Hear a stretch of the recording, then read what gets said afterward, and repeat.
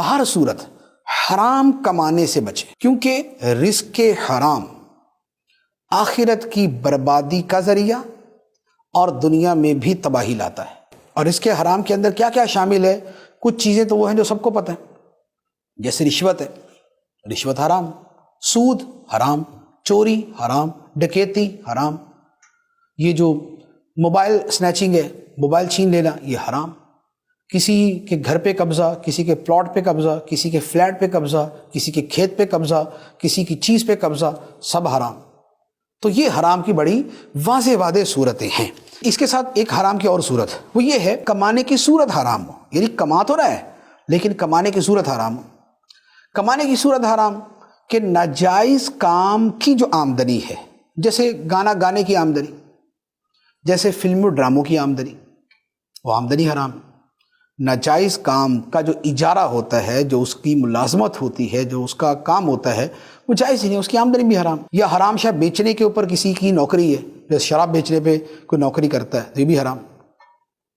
تو ناجائز کام کی جو اجرت ہے وہ بھی حرام ہوتی ہے۔ نبی پاک صلی اللہ تعالیٰ علیہ وسلم فرماتے ہیں کہ لوگوں، اللہ تعالیٰ پاک ہے اور وہ پاک ہی کو قبول فرماتا ہے۔ اللہ پاک ہے اور وہ پاک ہی کو قبول فرماتا ہے، اور فرمایا کہ اس نے مومنوں کو وہی حکم دیا جو اس نے اپنے رسولوں کو حکم دیا۔ رسولوں کو کیا فرمایا؟ اس نے رسولوں کو فرمایا یا ایھا الرسل کلوا من الطیبات واعملوا صالحا، کہ اے رسولو، اے پیغمبرو، حلال کھانا، اے رسولو، اے پیغمبرو، حلال کھانا اور اچھے عمل کرنا۔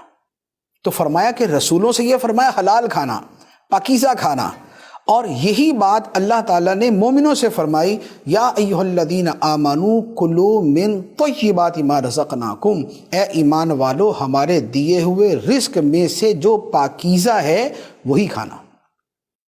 تو رسولوں کو بھی فرمایا کلوا من الطیبات، اور ایمان والوں کو بھی فرمایا کلوا من طیبات۔